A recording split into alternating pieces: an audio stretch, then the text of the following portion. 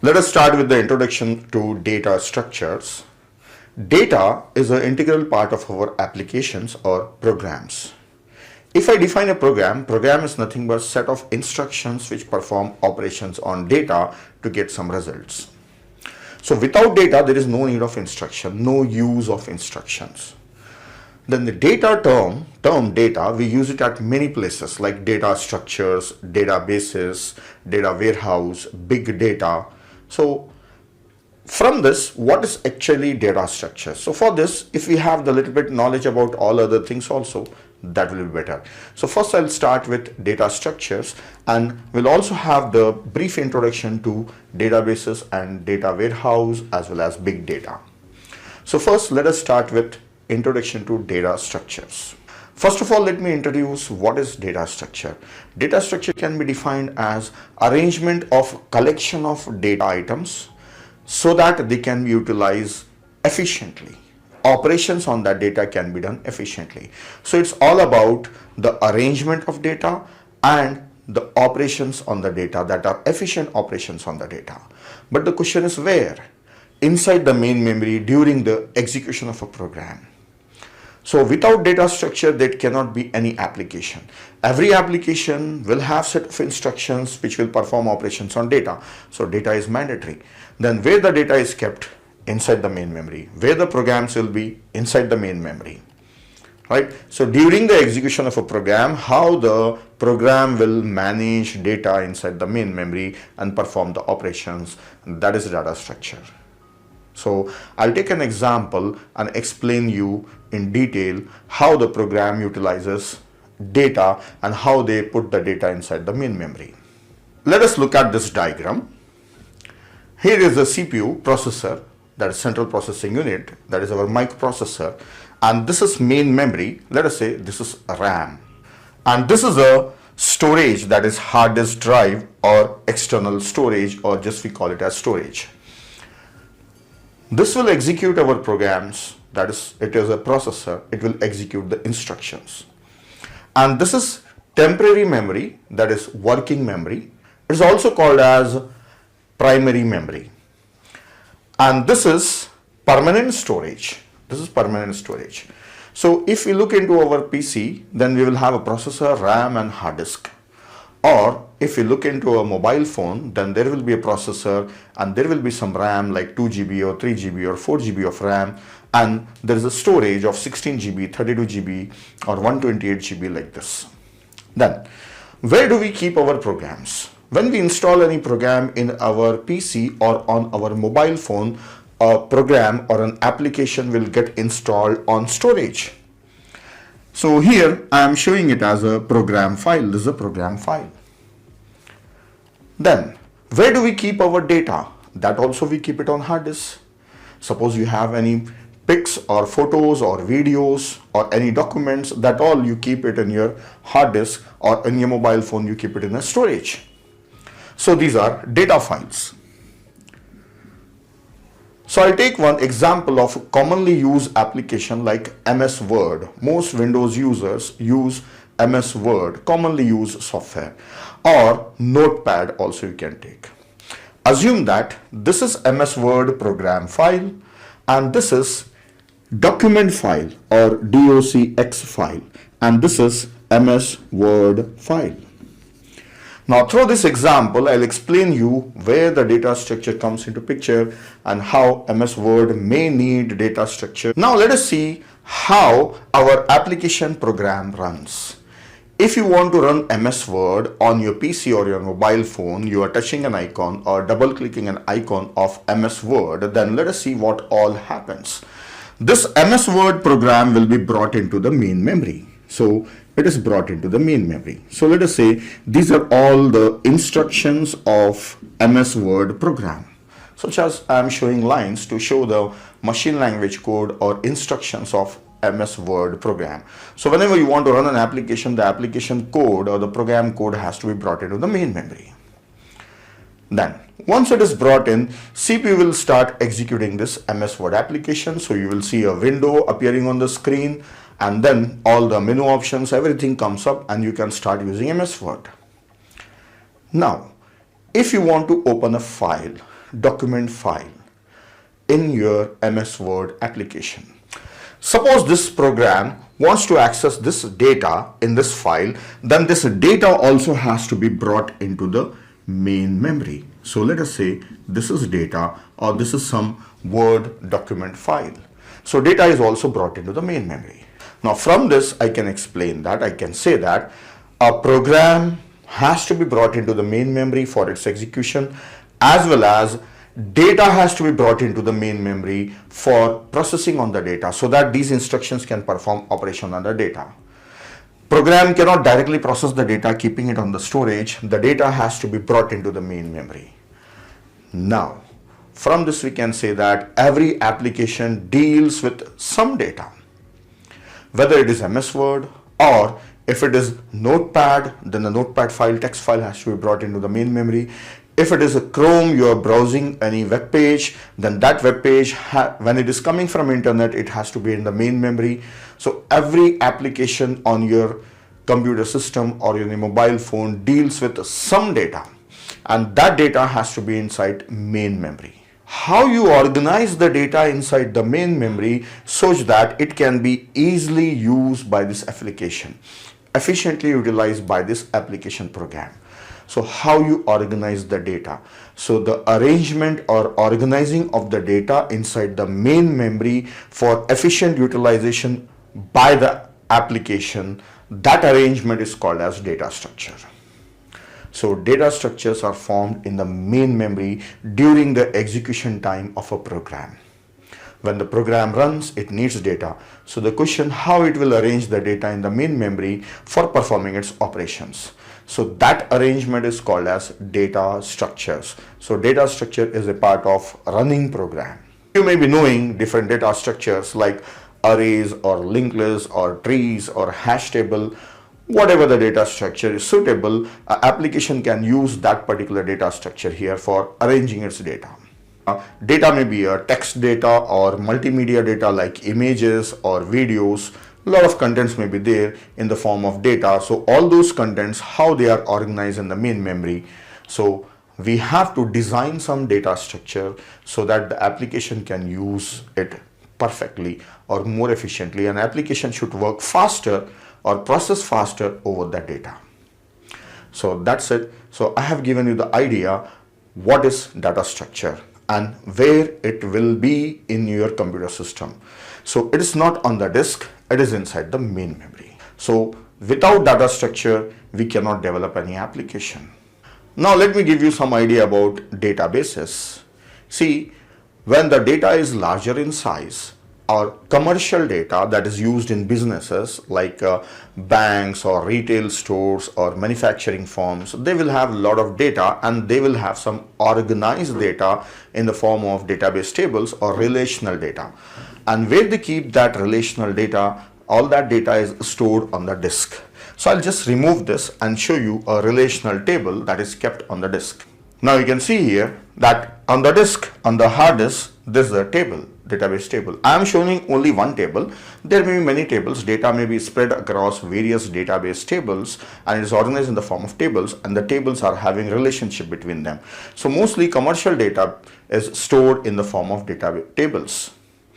Now, if any application program is using that database, then data has to be brought into the main memory, then only it can use it. So again, you need data structure here. When you are pulling the data from the hard disk or from the storage to the main memory during execution, then you need definitely data structure here. So arrangement of data here in the main memory is data structure. Then how this data is organized in the form of table on the disk, this is database. This is database. Just brief introduction I am giving you. Database means arranging the data in some model, like say relational model, in the permanent storage so that it can be retrieved or accessed by applications easily. That arrangement in the hard disk or in the permanent storage is called as database. Then next, let us go to the next term. Like I was talking about commercial data. that is data used in businesses. So they will have huge amount of data daily coming in, like many customers are making transactions or a lot of goods are manufactured and sold. So the data size will be growing day by day, large and large. So large size data are very large data that may not be used daily, right? Like 1 year old data or 10-year old data that may not be used now. So commercial data can be categorized into two, that is operational data or legacy data, old data. Operational data that is used, that is daily, and legacy data can be kept as storage somewhere. If required, we can fetch that data and use it. Or you can say historical data. So that historical data can be kept on array of disk, because just imagine 10 years of data or 50 years of data is kept on not just one disk, array of disk. So the large size data which is kept here, that is acting as a historical data for any commercial firm. This is data warehouse.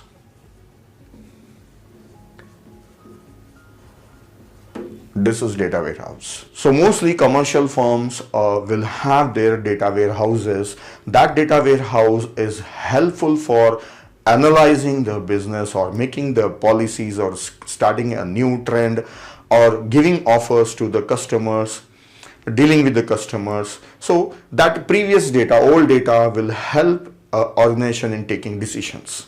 So this large size data is data warehouse, and the algorithms written for analyzing that data are data mining algorithms. Data mining algorithms.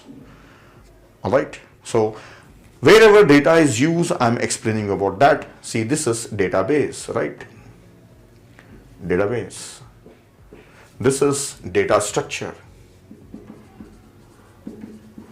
So data structure inside the main memory during the execution.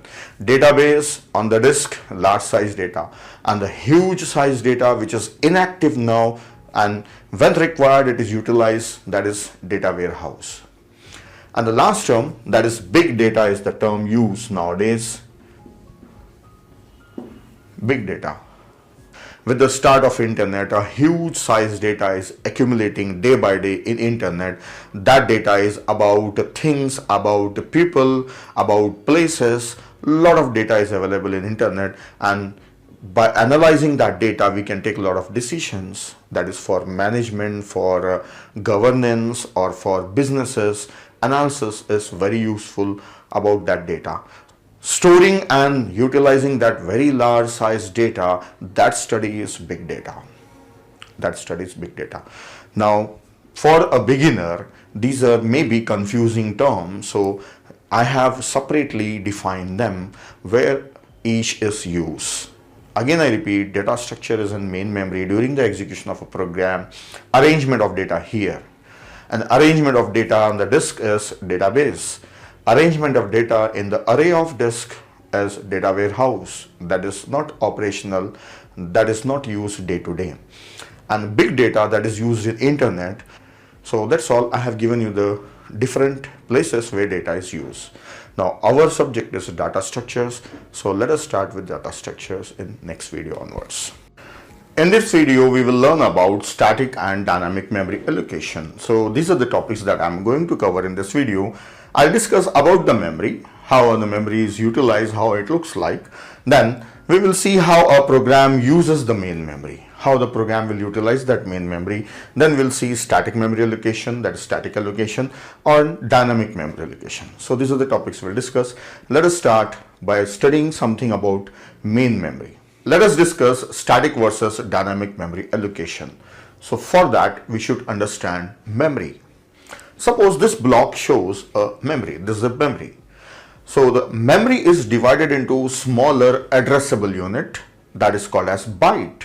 So memory is divided into bytes. So these boxes, these check boxes, let us assume those are bytes, and this is the entire memory. A small picture I have taken. Every byte is having its address. Let us say the address of this is 0, and this is 1, this is 2, 3, 4, 5, and this will be 6 and 7, 8, 9, 10, 11, and 12, 13, goes on. So I'm starting from the bottom. One thing to observe is that diagram I have drawn as a two-dimensional, but the addresses are single-dimension addresses, linear addresses. So address will have just one value, not like a coordinate system, x comma y, it will have a single value. So addresses are linear. After this byte is 5, then this is 6 and 7 and so on. So it depends on the size of the memory, every byte will have its own address. So if I take a bigger size of memory, let us say this is a memory, and then this cornermost byte address is 0. So let us assume that this cornermost byte's address is 65535. So total 0 to 65535 makes 65536. So total number of bytes are 65536. This is nothing but 64 into 1024. So this is 64 kilobytes. So in my entire discussion, for the entire discussion of the subject, I'll be assuming that the size of the main memory is 64 kilobytes. Okay, let us make this assumption. The size of the memory can be anything. Nowadays we are using memory in GBs, like 4 GB, 8 GB memory we are using. But to understand, we have to take a small part of main memory. So I am taking 64 kilobytes of memory. So the first address is 0 bytes and the last address is 65535. So total 65536, that is 64 into 1024. So it is 64 kilobytes. So this main memory is of 64 kilobyte. Every byte is having its address, like how I have shown you here. In our computers, if you have larger size RAM, that is 4 GB or 8 GB, that entire memory is not used as a single unit, but it is divided. It is divided into manageable pieces that are called as segment, and usually the size of a segment will be 64 kilobyte. So I am talking about a segment. So in our discussion, always we'll assume that the size of our memory is 64 kilobyte, that is we are talking about a segment. Now next we have to understand how a program uses main memory. Now let us see how a program utilizes main memory. This picture shows this block, entire block from this corner to this corner is a main memory. Assume that this byte address is 0 and this cornermost byte address is 65535. As I said, we'll be taking one segment of memory and studying it. So this entire main memory is divided into 3 sections and used by a program. So I'll label the sections. One of the section where the program resides is called as code section. And one of the section, usually this is the section, this portion is called as stack. And this remaining portion is called as heap. But I'll just change the side because it is easy for me to discuss. If I call this portion as stack and this portion as heap. So a program uses the main memory by dividing into 3 sections, code section and the stack and the heap. I am showing stack at this place. Now I'll explain how a program uses these 3 sections. So let us see. See here I have a program file on the hard disk. If I want to run this program, so this program, the machine code of the program first should be brought inside the main memory. So it is brought inside the code section. So let us say this is a program or the machine code of a program. So the area that is occupied by the program in the main memory, that section is called as code section. That may not be fixed, it depends on the size of a program. So this is the code section area where the machine code of a program is loaded. Now once it is loaded, the CPU will start executing the program. And this program will utilize the remaining memory as divided into stack and heap. Now let us learn how this stack and heap works. So I will take the example code and I will show you how stack memory is used and how heap memory is used. I have taken an example code here. See, this is my main function. It's having 2 variables. One is of type integer, the other one is of type float. Now, I will assume here, listen carefully, I am assuming here that integer takes 2 bytes and float takes 4 bytes. In C++ programming, number of bytes taken by integer depends on the compiler and the operating system and the hardware. It depends on various things. So we say mostly depends on the compiler. So integer may take 4 bytes also, 2 bytes also. Okay, so 2 bytes is easy for explanation purpose, so I am taking integer as 2 bytes. If you take Turbo C, which is a 16-bit compiler, it takes 2 bytes for integer. Usually, if you use a Dev Studio or code blocks or anything, then integer will take 4 bytes in that one. So it's a 32-bit compiler. Alright, so integer can take 2 bytes also, 4 bytes also in C++. Got it? So I am assuming integer takes 2 bytes and float takes 4 bytes. Now let us come back to the point that we were discussing. We were discussing how this heap memory and the stack memory is used by the program. So let us see. I have these two variables, 2 bytes and 4 bytes, total 6 bytes of memory. In the program it is written that it needs 6 bytes. So that 6 bytes of memory is allocated inside the stack. So let us show it as separately. So this is 2 bytes and this is 4 bytes. So these 6 bytes are given to the program, and this is nothing but a main function. I am showing only main function. So this block of memory that belongs to the main function is called as stack frame of main function, or it is also called as activation record of main function. Activation record of main function. So one thing we learned that whatever the variables you declare inside your program or inside a function, the memory for those variables will be created inside the stack. This portion is a stack. So it allocated inside the stack. So the portion of memory that is given to the function is called as activation record of that function.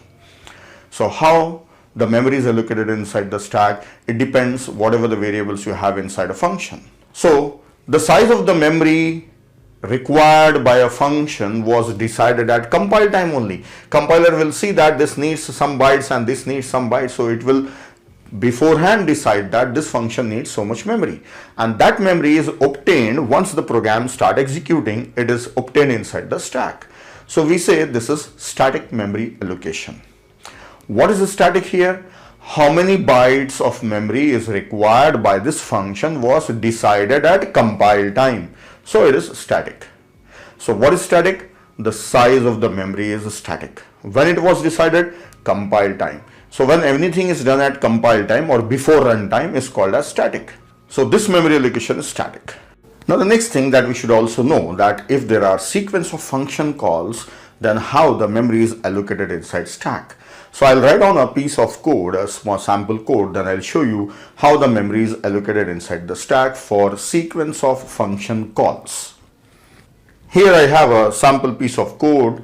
This is the main function. Main function is having two variables, and then it is calling function fun1, and fun1 is having its a local variable x. Then it is calling function 2 and passing parameter x. This function 2 is taking parameter as I, then also it's having its own variable a. If following function calls are made, then how the memory is allocated for all these functions, let us look at it. First of all, when I want to run this program, the machine code of this program will be copied in code section. So I will write it like this. Function 2, this is the machine code of function 2, and assume that this is for function 1. And then this is main function. Now this is the machine code for this entire program. Now let us start executing. When the program starts executing, it will start from the main function. The moment it enters inside main function, it requires variable. So the memory for A and B will be allocated inside this area or this section, and that is A and B. So I'm making it as a single block. These are the two variables. Now next, main function calls function fun1. Now the control goes to function fun1. The moment control goes here, inside this, the first thing is variable is required. Variable declaration is there. So the variable is created inside the stack for this function fun1, that is x. So this piece of memory belongs to main function, and above that, this belongs to function fun1. Right now, which function is executing? Currently function fun1 is executing because we have called from here. So this topmost activation record belongs to which function? currently executing function, that is fun1. Then fun1 will call fun2. So again the control goes to function2. Then that is having two variables. One is its parameter, other one is its local variable. So memory is allocated for those variables I and a, and this is for function2. Now presently function2 is running and the topmost activation record inside this area is fun2. So currently executing function will access the topmost activation record. Now one thing you can observe, that we started from main function. It has not yet finished, but it has called function1. So main function activation record is as it is inside the stack. Then activation record for fun1 is created, means memory for fun1 is allocated. Then it is still running, but it has called fun2. So the activation record for fun2 is created and activation record of fun1 is still there in the memory. Now let us continue over execution. Fun2 is the currently executing function. Now when the function2 has finished, terminated, then control goes back to function1. It will come back after this point, it will come back to function1. Inside this function1, that is after this line, it will come to this line. Suppose there is a statement here, so it will come to this statement. What happens to the activation record of that function2? This will be deleted. Then this, after this function1 has finished executing this statement, it will come back to the main function after this call function1. Let us say there is some statement, it will come to that statement. And once the function fun1 ends, its activation record is also removed from the main memory, that is from the stack. Then main function also ends, so its activation record is also deleted from main memory. So now you can see that how the activation records for sequence of function calls were created. First main function, then above that function1 and above that function2. Right now function2 is running, these are already there in the memory. When function2 ends, it will delete and come back here. When it ends, delete and come back here. When it ends, delete and the program ends. So the way activation records are created like this and then deleted like this. So this mechanism is stack, right? Top and top and top, then delete, delete. So this mechanism is stack. So that's why this section of memory behaves like a stack during the function call. So that's why it is named as stack. So that's all. This is how the main memory is used, or stack memory is used for function calls. Now one important thing to observe. How much memory is required by a function depends on the number of variables and their sizes. And this is decided by compiler only. So this memory is automatically created and automatically destroyed. Programmer doesn't have to do anything for its allocation and destruction. Just programmer has to declare the variable. So the conclusion is, whatever the variables you declare in the program or whatever the parameters your functions are taking, for all of them, memory is allocated inside the stack and it is automatically created and automatically destroyed when the function ends. Now next we'll talk about heap and see how memory is dynamically allocated from heap. Now let us learn how heap memory is utilized by a program. So I have taken a main function. This is a main function, so I am showing the code here, and this memory already we have seen. Now we have to see heap. First let us understand the term heap. Heap means what? Just piling up. If the things are kept one above another or just randomly, we use the term heap. So heap is used in two cases. One, if the things are properly organized like a tower-like thing, then also it's a heap. And if it is not organized and also it's looking like a tower, then also we call it as heap. So the important point is heap word or term heap can be used for organized thing as well as unorganized thing. So here heap is the term used for unorganized memory. It's not organized. Stack memory is organized, right? We already saw how the activation records are created and deleted, but that is not organized. This is the first point. And the second point about heap is that heap memory should be treated like a resource. So I'll tell you something about the resource in applications. See, suppose a printer is a resource for your program. If your program want to use a printer, then it can request for a printer, use the printer. Once it has finished using it, it should release the printer so that the other applications can use it. Same way, heap memory should be used like a resource. When required, you take the memory. When you don't require, you release the memory. This is the practice that we must do while dealing with heap memory. So I told you 2 points. What is heap? Second thing, it should be treated as a resource. Now the third important point, program cannot directly access heap memory.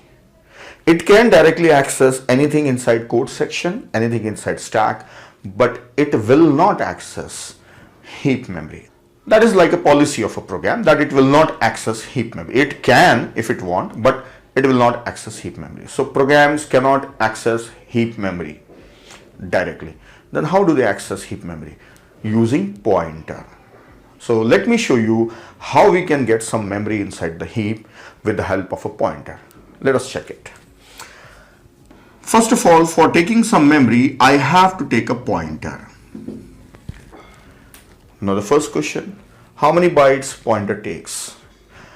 In my discussion, for making it simple, I say that pointer takes 2 bytes.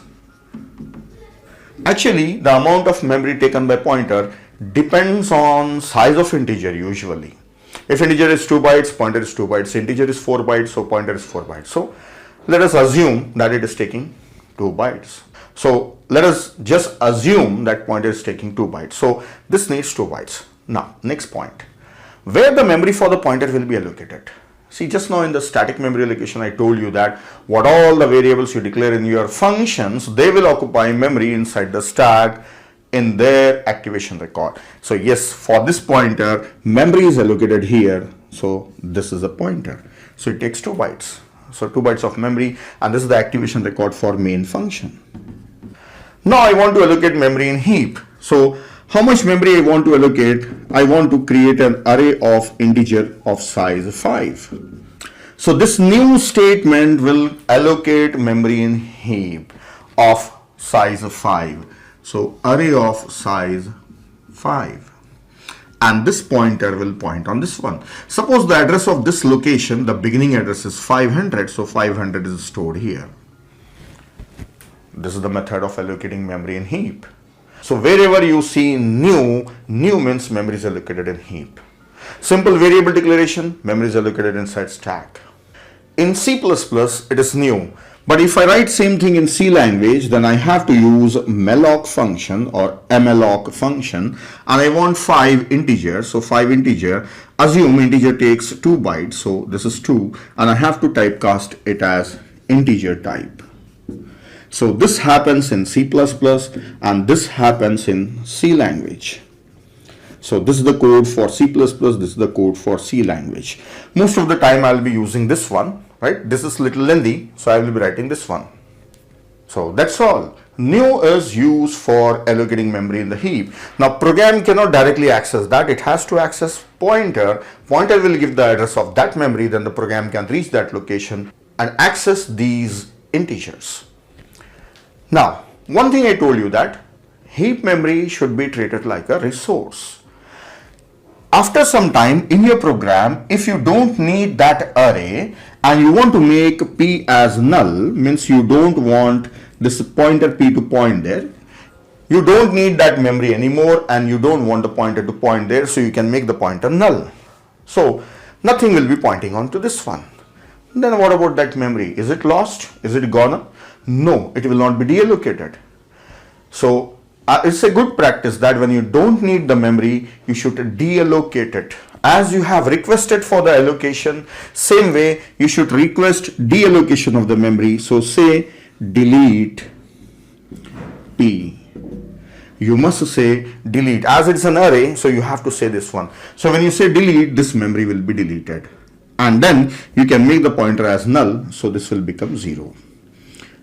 This is not pointing on this location. So that's how heap memory should be explicitly requested and explicitly released or disposed. Otherwise, if you are not releasing it, then the memory will be still belonging to your program and that memory cannot be used again, so it causes loss of memory, and the loss of memory is called as memory leak. And if you continue the same thing in the program for many times, then at one stage the heap memory may be full. There is no free space in heap memory. So whenever you allocate the memory, heap memory, and if you don't need it, release the memory. So let us conclude. We have seen static memory allocation that was done inside the stack for all the variables. Then we have seen heap memory allocation. It is done with the help of pointers, and when not in use, it must be released. So finally we conclude here. We have seen how the static memory allocation is done from the stack and how dynamic memory allocation is done from the heap. So this is the difference between stack and heap. So then in next video, I'll give you introduction to various data structures. In the previous videos already we have studied how a program utilizes the main memory by dividing the memory into sections like a stack and heap. And we have also understood what is static memory allocation and what is dynamic memory allocation. Now let us move to the topic, that is introduction of data structures. In this video, I'll be giving introduction to various data structures. I have categorized them here as physical data structures and logical data structures. So first I'll explain what are physical data structures, just the introduction, then introduction to various logical data structures. Now let us look at physical data structures. These are the two physical data structures, array and linked list. We can have more physical data structure by taking the combination of these, that is array and linked list. We can have some variations in them. Basically these are two. The first thing, why I am calling them as physical? The reason is these data structure decides or defines how the memory is organized, how the memory is allocated. So let us look at them one by one. This is an array. This is directly supported by programming languages, like it is there in C language and C++, and even in Java, this is directly supported. This is a collection of contiguous memory locations. All these locations are side by side. If I have an array for 7 integers, then all these places for 7 integers are together. They are at one place. This array will have fixed size.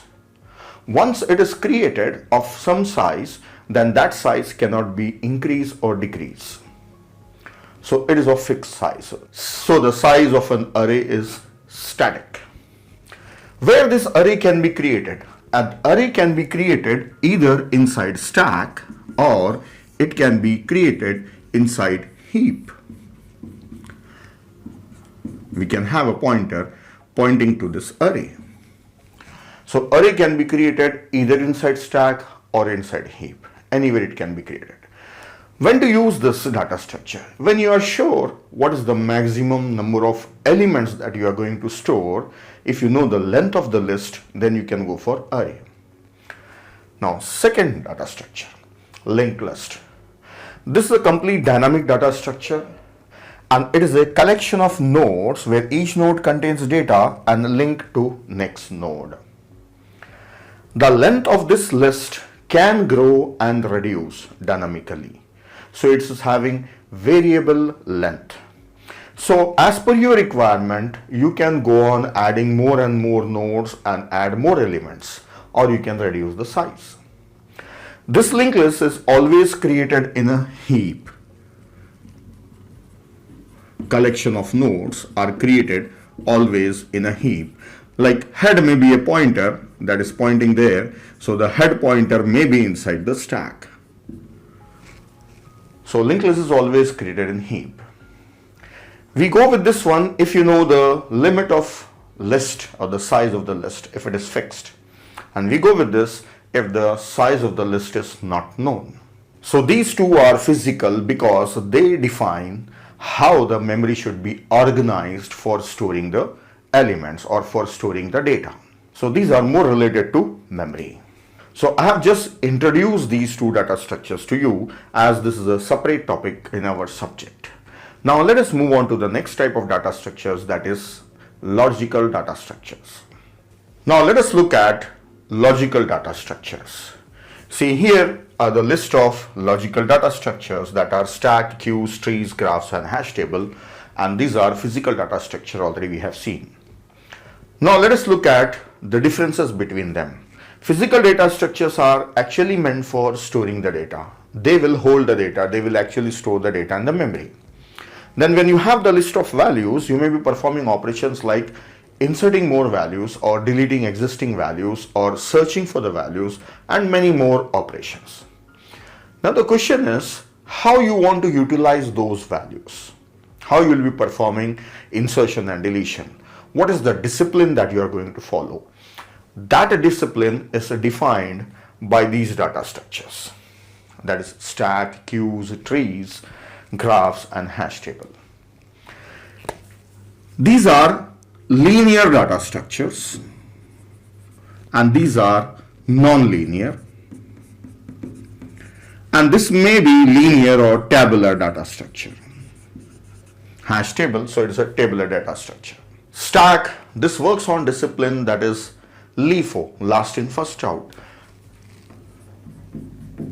Queue works on the discipline that is FIFO, and this is a non-linear data structure. This will be organized like a hierarchy, and this is collection of nodes and the links between the nodes. So these data structures are actually used in applications. These data structures are actually used in algorithms. And for implementing these data structures, we either use array or linked list. So this is the important point that we have to learn in this topic. That is, these logical data structures are implemented using any of these physical data structure, either array or linked list, or the combination of array and linked list. So that's all. I have given the introduction of various types of data structures. I have categorized them. This was just the introduction to give you awareness. So the conclusion of this topic is I wanted to differentiate type of data structures, that is physical data structures, array and linked list, and these are logical. And these logical data structures are implemented using physical data structures, either using array and linked list. So throughout our course, we will learn about each data structures and we will implement them using array as well as we'll implement them using linked list. So we have to learn this. Here I have given just names of the data structure, some of the data structure. If you pick up each topic, there are a lot of subtopics in them. Like there are different type of queues, there are different type of trees, and there are different type of graphs. So each and everything we learn all those things in detail. So in our course, we will be first learning in detail about this arrays and linked list data structures. We will implement them. We will write the programs for these. Then we'll start learning about these data structure. Every data structure we will implement using array as well as linked list. So in the next video, I'll explain what is ADT and what are the various type of lists. In this video, I'll be discussing about abstract data type, that is ADT. We'll learn what is ADT, and that I will explain it through an example, that is list example. So we will learn about list ADT. So first, let us learn the term ADT. ADT means abstract data type. So in this, you leave the term abstract. First, we will learn about data type. What does it mean by data type? So a data type is defined as representation of data, and second thing is operations on data. So a data type is defined in two terms. First is how the data is represented, means how you are storing the data. And second thing is what are the operations that you allow on the data. So if I take an example of a integer data type in C, C++ languages, then if we assume that integer data type takes 2 bytes in C, C++, if I assume that, then once I declare any variable of type integer in C, C++, we get memory of 2 bytes. That is 16 bits. So these are 16 bits. So integer type data is stored in 2 bytes together as a single value, as a single data.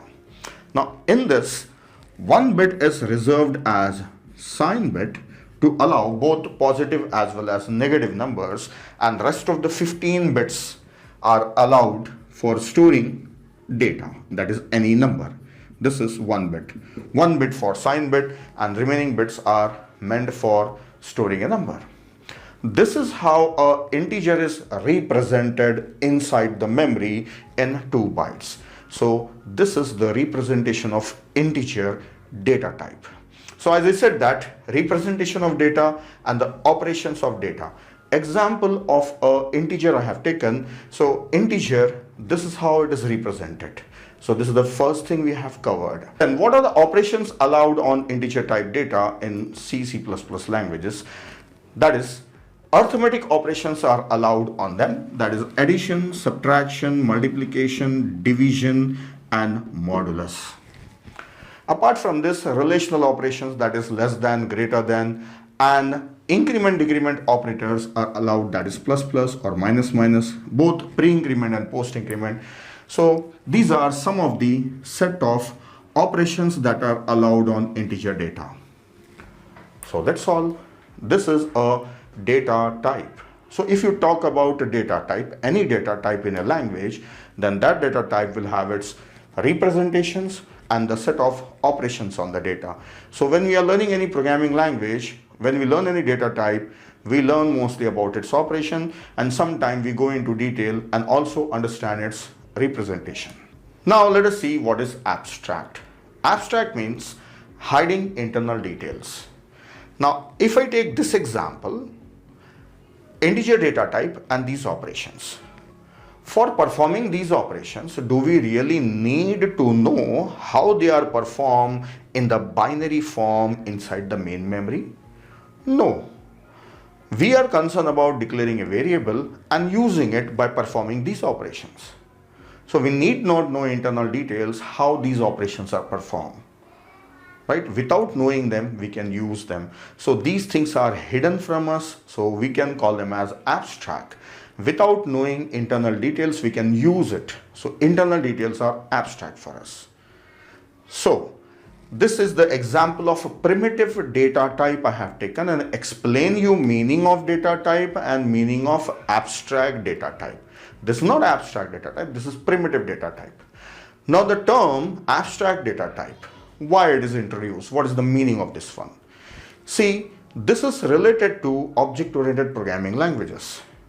When the object-oriented programming languages being started use in software development, then using the classes, we can define our own data types that are abstract.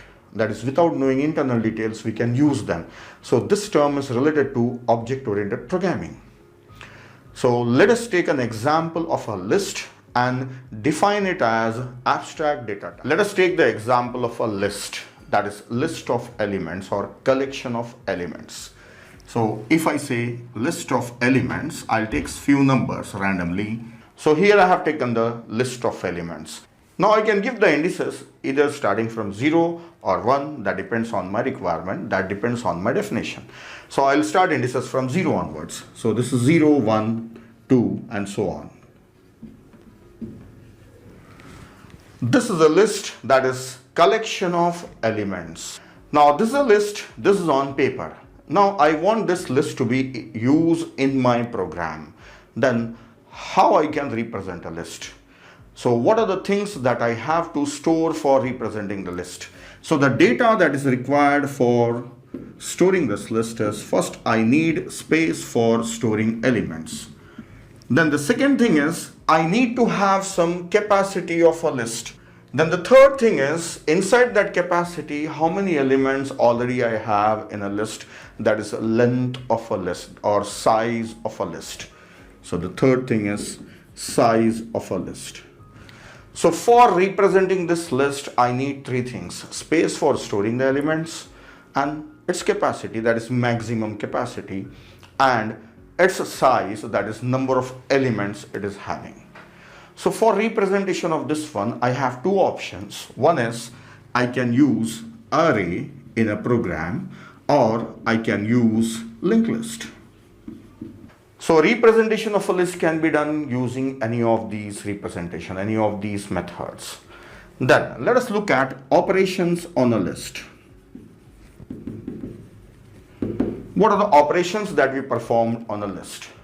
Now for the operations, I will write few operations here, then again I will explain all of them. So the operations that I may be performing on the list is, in this set of elements or the list of elements, I can add more elements. So the operations that I can perform is add an element, that is X, or I may want to remove some element from this one. So remove an element, or I want to search for any particular element. So let us say it is search. I want to search for any element, key element, like this, so on, so on. I'll be discussing all the operations afterwards. Now let me finish abstract data type here. See, this list is an abstract data type. It is having the representation of data and the operations on the data. So when you have two things, data representations and operations on the data together, it becomes a data type. It becomes a data type.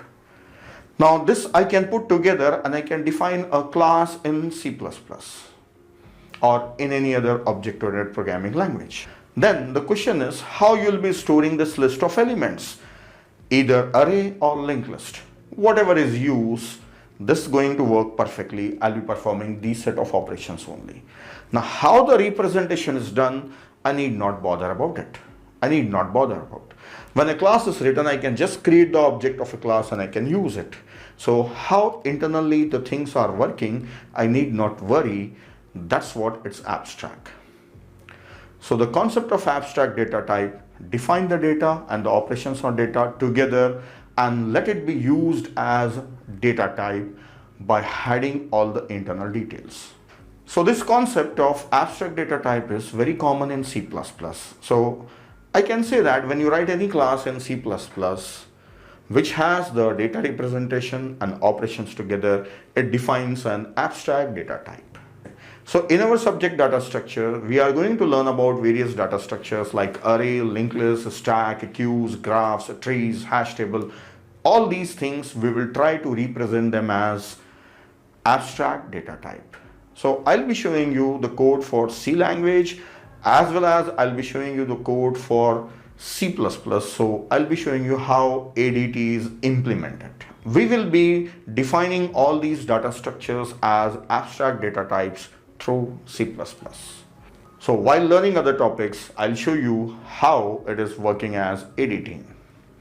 Now next, let us look at these operations on a list. I'll just explain you few operations on a list. What is the meaning of these operations? Now I'll explain you the operations on a list. Let us look at the operations one by one. See, first operation, I will call it as add. Add some element. Adding an element, this makes the meaning that I want to add something to the end of a list. Like suppose I want to add 15. So 15 should be added here at an index 7. So add means adding an element to the end of a list. So this is the meaning that we can take. And even this add can also be called as append. Append an element. I'll write in short for an element. So this also means that adding some element at the end of a list. Now next operation, add an element at a given index. So adding an element at a given index. For example, I want to add 20 at index 6. So here I want to insert 20. So it means already the element 12 is there. Then I should shift the element and make a free space for 20. So it means I should move 15 to the next place on index 8 and I should bring 12 here. Then I should insert 20 here. So if you want to insert any element at a given index, then you have to shift the elements. So that's what adding an element at a given index. Adding an element at a given index. This can also be called as insert. Insert at a given index. I'll write in short, that is INDX for index, this element. Adding at a given index, we can also call it as insert. Then next, remove. Removing an element. So which element you want to remove, you must give an index. Suppose I want to remove 20, the one I have inserted just now. So it means this 20 should be removed. When you remove 20, that place will be vacant in a list. So we have to shift the rest of the elements. So 12 should come here and 15 should come here. So I'll be having total 8 elements indexed from 0 to 7. So that's all, removing one element. So rest of the elements are still the part of a list. Removing from given index. Then next operation is set at index a new element. This means changing an element at a given index.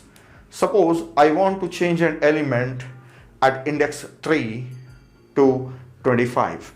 So change this 4 to value 25. So set can also be called as replace, that is replacing an element. Replace at a given index a new element ELE.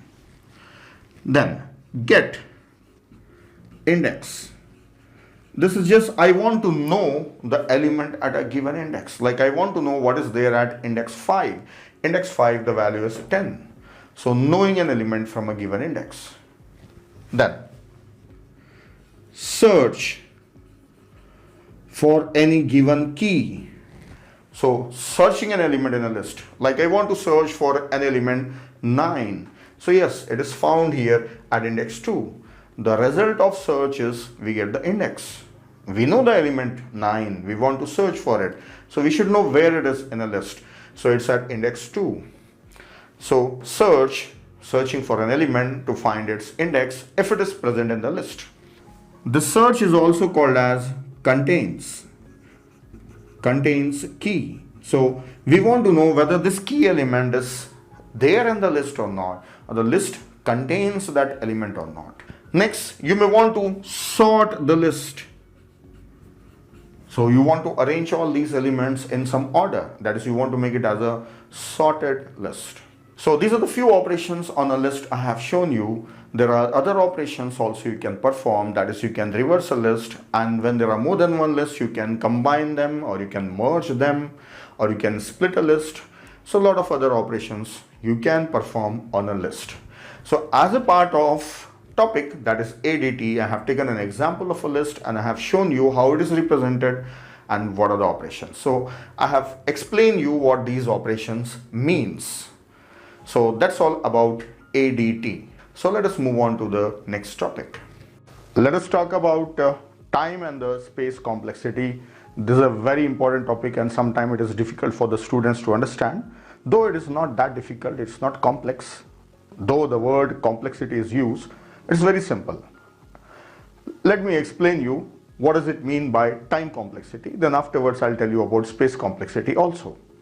So first let us start with time complexity. See, in daily life, when we do any work, any task, we want to know how much time it takes for that performing that particular task. Like suppose it is a 1 hour task or 1 day task. So that amount of time required depending on the work that we have to do. So usually in daily life we measure the time based on the work that we have to do. So now we are using machines to do our work, that is computers to do our work. So we want to know how much time a machine takes for doing the same task. Like if a person is making a bread in 15 minutes, 20 minutes, then if you are using machine for making that bread, how much time that machine takes? We are interested in that one. If machine is taking 4-5 hours, then it's better to do it manually. So how much time a machine takes is very important for us. So we use computers for problem solving. What type of problem solving? The work that we do it using pen and paper. That same work we want our computers to do that. So computers are used for performing computation task. So computation also needs time. So we want to measure how much time a machine will take. So actually that depends on the process or the procedure for completing that task. So the time complexity basically depends on the procedure that you are adopting. So for giving you the idea, I have taken various examples. Using these examples, I'll explain you what procedure may take what amount of time. So let us start with array. See, this is an array of some size and some elements are there. So how many elements are there? See, this is the example already I have taken, and you can count there are total 10 elements. But will it be always 10 elements or depends on the problem? So it depends on the problem. So how many elements may be there? The list of elements in an array, we say n elements. We don't know how many elements will be there. Maybe 10 or 10,000 or 10 million. We don't know. So we say n. N means some number of elements. That number of elements may start from 1 up to infinity. So we don't define infinity. So up to maximum number. Whatever the number you can imagine, you take that one. So n means not just 5 or 10. This is the first important thing. Mostly students get confused here. So n means some number of elements. So let us say there are n elements in this list. Now, what you want to do with these elements? I want to add all of them. So you have to go through all of them. Yes, one by one you have to take the element and go on adding it. So how much time it takes depends on the number of elements. So what is the time taken? N. We say n. The next thing, what do you want to do? I want to search for a particular number, whether element 12 is there or not. Search for it. Yes, it is there. I want to search for element 21. Is it there or not? Check for all. No, 21 is not there. So at most, how much time it is taking? It depends on the number of elements that you have to compare. So how many elements are there? N elements are there. So what is the time taken? N. So the time is n. So it means in a list, if you have some n elements and you are going through all of them just once, then the time is n. So this n we represent it as a degree. So we can say order of n. We usually use the term order. Degree or order are same thing. So we use the term order of n. There are other terms like big O, omega, theta. That I will explain you at the end of the course, because till then you will be having the good understanding of time complexities. Then I can explain you what is big O, omega and theta. So throughout the course I'll be using term order of. So when we know what are asymptotic notations like big O, omega, theta, then you will understand how to use them. So let us say order of n. Then next very important thing. If you want to access that all the elements, then what the code that you have to write?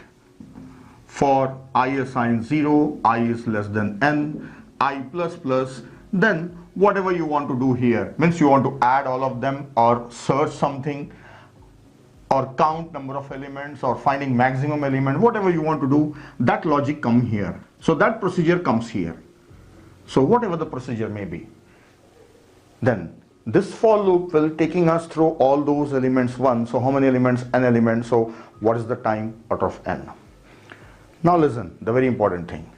For finding the time complexity, either you can measure the time based on the work that you are doing, means what is your procedure. If you are clear with your procedure, you can know the time, or else from the code, program code also you can find the time complexity. If there is a for loop, going through 0 to last element means it's n. It's taking order of n time. Whatever is there inside will repeat for n times. So we analyze based on the procedure also, based on the code also. And the most confusing thing is when the code is given, we get confused how to analyze this one. So actually what the code is doing, you do that work and based on the work you analyze it. It's very simple. It's very simple.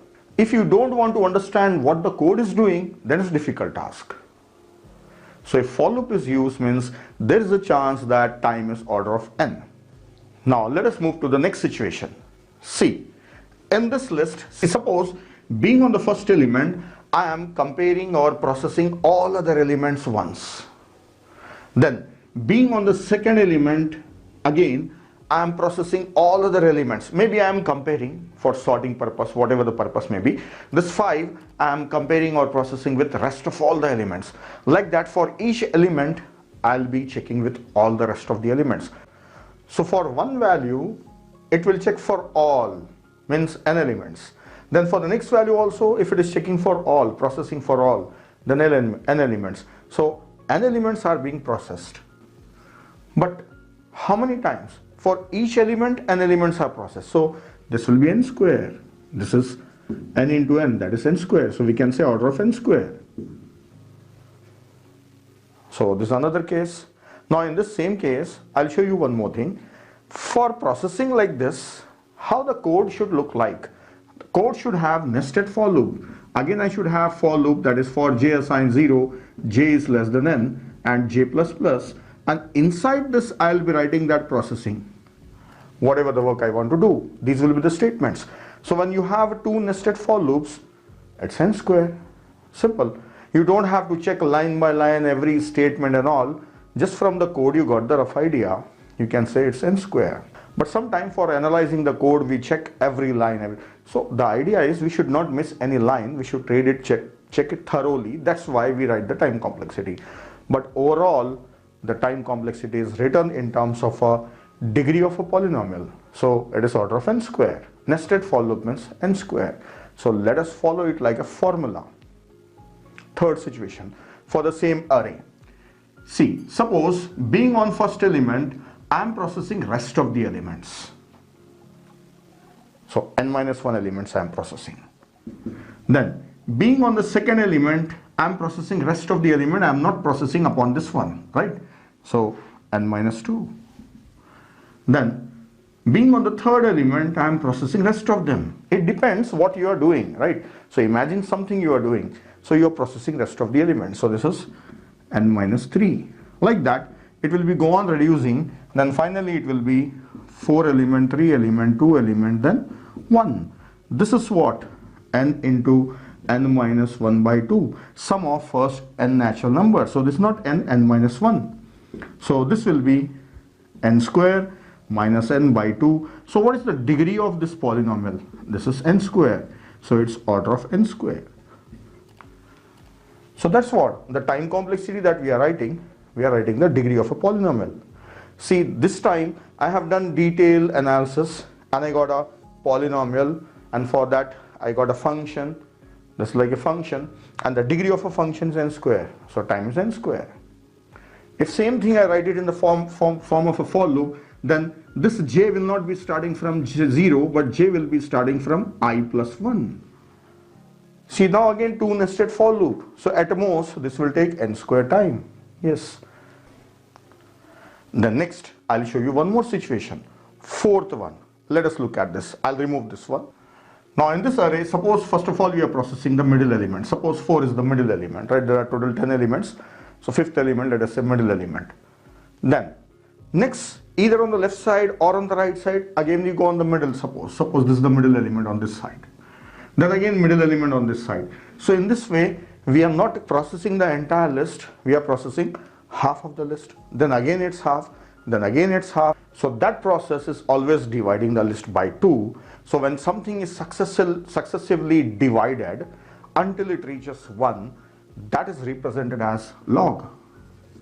And we are dividing it by 2, half. So log of n elements. Log n. So the time complexity is log n. If we are not processing all the elements. Then if I write a code for that one, then the code may look like this. For I starts from n and I is greater than 1. I is getting divided by 2 every time. That's it. Now just by looking at for loop, don't tell blindly order of n, because just now previously we saw order of n. Read it how the for loop is behaving. That's why we check it thoroughly. When we are reading the code, we thoroughly check line by line so that we should not go wrong. But overall we need answer log n. If the value of counter I is getting divided by 2 every time, then it is log n divided by 2, log n base 2. And how long it is happening? Until it reaches 1.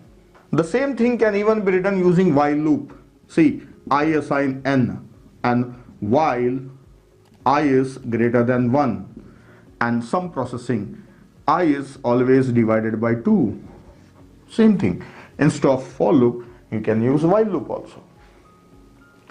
Usually, when this is not incrementing 1 by 1 every time, for loop is not incrementing by 1 every time, we prefer using while loop. But in C, C++, Java programming, when for loops are there, people use for loop for this purpose also. For loop is used for counters which are incrementing by 1. So anyway, when this is written, you have to read it thoroughly and find out how much time it is taking. So we have seen 4 different behaviors of procedures that are performed on array, and also I have shown you the code and also shown you how we can analyze from the code, how we can analyze from the work. So if you are analyzing from the work, the process, that's more better. Now let us proceed ahead. See, this is a linked list. We'll be studying about this linked list data structure later on. This will be same as array. Like this is list and this is also a list. So what all we studied there, same thing applies here. The next is a matrix. Matrix is having how many elements? The dimensions are 4 by 4. So total how many elements? If dimension is n cross n, then total n square elements. So when you are processing upon a matrix, then it will require n square amount of time if you are processing all the elements. If you say no, I am just processing a row, then row is having n elements, order of n. No, I am processing just a column, so again it's n, order of n. If you're processing all elements, then it is n square. Now I'll show the code for that. I'll remove this. For processing a matrix of elements, we need two nested for loops. I++, and inside this for j assign 0, j is less than n, and j++. Now whatever you want to do with those elements, you can do that. So this is n square. Now for one element, if you're processing more upon that element and that requires suppose a loop, or suppose you are calling a function which is having a loop, then the time will be more. For 3 for loops inside, then it will be n cube, right? If you are processing only one unit of time, just one statement or two statements are there, simple statement, no loops, then it's n square only. Then coming to this structure. This looks like array of a linked list, like linked list, right? So total how many elements are there? So here let us say n elements are there, these elements. So you can see that these are of different sizes. And here array of size m. So total how much processing you require? We have to process all these n elements as well as using this array. So we can say m plus n processing is required. If you say no, I don't want to consider this, I want to consider only the number of elements, okay, consider only n number of elements, order of n. What does it mean by considering, not considering? I'll give you the idea. Just listen as an example. Suppose you are giving a party to your friend. Some 4 or 5 friends, you have called them on a hotel for a party. Then what is the cost? The cost of the food that you are taking there. Then the bill at hotel plus traveling amount, and if any extra other things that you are spending on, tips you are giving, do you consider that amount also and include it as the cost for a party? It depends on you. It depends on you. The same way, whether you want to analyze or not, it depends on you. So you should be in a situation to understand whether you need it or not. Right? Mostly what students believe that they are doing it because it is given as a task, as a challenge. So somebody's else job they are doing. So they get worried whether I should consider or not, why I should leave it. So that is your choice. You be in that situation and solve it. So that's all. If you say I don't want to consider this, means you are processing it, but you don't want to consider the time taken for that one. So only order of n. That's it. So this structure is over. Now last one, this one. This is a binary tree. So if you have a binary tree structure, total elements are 1, 2, 3, 4, 5, 6, 7. 7 elements are there. Then how much processing is done? Suppose you are processing, searching or something, and you are processing upon the elements only along the path, like this one, then this one, or this one, or this one, then this one, and this one. Suppose you are processing just along a path, then what is the height? It depends on the height. So how many elements you are processing? See, there are some elements divided by 2, then divided by 2 until it reaches 1 element. So total 7 elements are there. As from the bottom, if you see, the number of elements are divided by 2, then divided by 2. So it looks like log n. Yes, log n base 2. So we'll be studying about this one. So if you are spending time upon a tree along the height of a tree, then it is log n. Next situation, if you say no, I want to process all the elements, then how many elements are there? N elements. So it is order of n. Then whatever the program code that you write for processing this one, that code also will be order of n only, if you analyze that one. So this is the general idea I have given you about the time complexity. So the time complexity is soul and soul dependent on the work that you are doing. Now a little bit on space complexity. We want to know how much space is consumed in main memory during the execution of a program. So array, n elements are there, so it's order of n.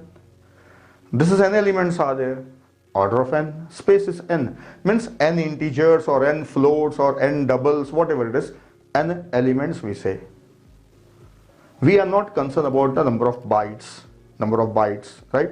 We are not concerned about that. We are not calculating that. We want to know the space is dependent on what? N. If the value of n is more, the space will be more. That's what the idea is. Then here also it's n. But along with the element, you need space for links also. So let us say 2n. 2n again, the degree is what? Order of n. Then coming to this is space is n square, and this is place is m plus n, and the space here is n nodes are there, so it's n, order of n. So the next video I'll take few program code and show you, so without looking at the processing, just from the program code how to find out the time complexity I will show you. So that's all in this video. Now let us learn how to find out the time complexity from the program code. So when we analyze the program code, we get a proper function, time function. So how to get the time functions, we will learn about this. So for explaining, I have taken 3 example program codes, that is 3 functions I have taken. Now how to analyze? We assume that every simple statement in a function or a program takes 1 unit of time. What does it mean by simple statement? The statement may be having arithmetic operations, assignment, or conditional statement. If it is more complex, then we have to study that also in detail. So let us see how to get the time function and how to find the time complexity. So first I will take this one. This is swap function taking 2 parameters and interchanging the values of x and y. What are the statements inside this? These are the 3 statements. How much time each statement takes? 1 unit of time, because it's just an assignment. So total time is 3. So the function of n is 3. So we got the time function as 3. So that 3 is constant, order of 1. Why it is constant? Because the degree of n is 0 here. 3 means 3 into n to the power of 0. That is the meaning. So anything power of 0 is written as what? 1. So it is constant. So this was a simple function and it is taking constants. So it's not a proper C function. I have not written data types and all. Just a pseudo code I have written. Now this is exactly like a C functions. Let us look at this one. Now here, let us look at the statement. First statement, assignment, 1 unit of time. Then assignment, condition, assignment. This is plus plus, increment, just an operator. But is it executed just one time? No, this is a loop. These statement will execute for n times. See, if you know for loop, this will execute for one time, initial. And this increment will happen for n times. Condition also n times, but one time the condition will fail, so it will stop. So this is total n plus 1. So we can ignore all other and take just n plus 1. So just for loop, we are looking at this one, just for loop is n plus 1. Let us say time taken is n plus 1. Then you can ask me why you are leaving this one and this one. Okay, if you want to include, then it should be 2n plus 1. That's your choice. But mostly we find like this in textbooks, every author says this one. But mostly we focus on this conditional statement, so I am writing the conditional statement. Otherwise, if you sum up all these, this is 2 times of n plus 1. Then next, what is there inside? This is statement. It's a simple assignment and arithmetic operation, addition. How many times? As long as loop is running. How many times loop will run? N times. This is n. Then at last, return s. How many times this will execute? Just one time. So total how much? I'll find the sum of all these. 2 times n. So the time function is 2n plus 1, 2, 3. 2n plus 3. This is the time function we got. And what is the degree of this polynomial? This is order of n, degree 1. So we write n. So the time is order of n. Now already in the previous video I have shown you that when you have a for loop which is repeating for n times going from 0 to n and I plus plus every time, it's obviously n. So even when I have check each and every line also, final answer is order of n. That's what. if you focus on the processing, then you can directly get the answer, this one. If you are interested in this function, then you can get it. Line by line you analyze and get it. So let us see the procedure actually. This is sum of all n elements in an array. Sum of all n elements in an array. How much time it will take? It depends on number of elements. How many elements are there? N elements. Time is how much? Out of n. Simple. Now while doing line by line, it needs little practice. Okay, so I have shown you 2 examples. So based on this you can practice and find out the time from the code also. Now the last one remaining is this one. Let us find out the time. So I'll remove that one. Now this one, this is a for loop. As I said, this will take n plus 1 times. So n plus 1 times the execution will happen. Now anything inside the loop will execute for n times, every statement. So what is there inside this loop? This one is there, this one and this one. So I have finished with outer loop. Outer loop is over.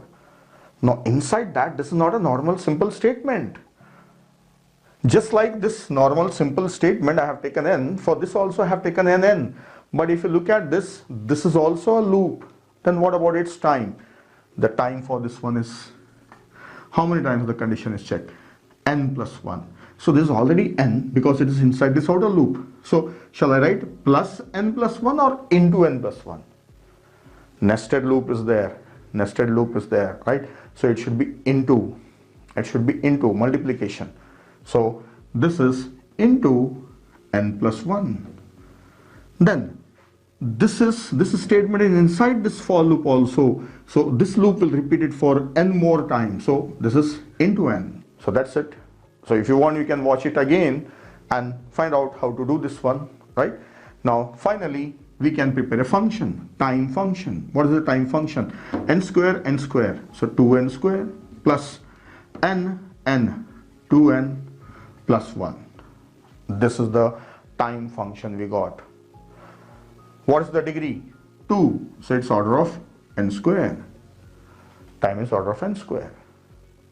This is how from the time function we get the highest degree of a function, and that we represent it as time. Now I am calling it as order of. If you are interested, you can say big O of n square or theta of n square and omega of n square. But when to use these, we will be learning at the end of the course, as I said. But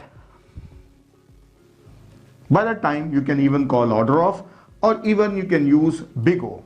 Instead of order, you can say big O, right? But in my videos I'll be calling it as order of every time. And at last I'll show you one more example. I'll remove these things and I'll write one small example program, then I'll explain you. So here is an example. I have just taken a skeleton of 2 functions, function 1 and function 2. Now if you want to find out the time complexity, as I said, every statement we should consider it as 1 unit of time. So how much time this function is taking? I want the time taken by this function only, fun1 only, right? Then what is there inside? Just one line, 1 unit of time. So it's constant. Wrong. That's a function. How much time that function is taking, you find out that one. Don't say that statement is 1. Okay, look at this one. This is having a loop. So loop will take order of n time. So it's n. So the time taken by this function is not 1, it is actually n. So in turn, the time taken by this function is also n. It's not 1. It's not 1 because it is calling a function which is taking order of n time. So definitely that time will be spent by this fun1 only. So definitely that time also belongs to fun1 because fun1 is using fun2 and fun2 is taking order of n time. So that's how. Look into the details of these statements and try to find out the time. If there are simple statements, you can directly write down the time as 1. If it is complex, then see what it is doing, then based on that you can write down the time. So mostly loops are making the time as n or n square or maybe n cube. So mostly it depends on loops that you are using. While loop, for loop or while loop, they both are similar. Sometimes students think that for loop, okay, I understood. While loop, how to do that? So for loop, if it is repeating from 1 to n, an incremental loop counter control loop, then it is n. If it is behaving in a different way, then definitely you have to read the code and understand. Maybe it is log n or a root n, what it is. You have to find out that. So that's all in this video. We have seen the time functions. Space complexity already I have explained you in the previous video. So space complexity also we can prepare a function. So that's all in this video.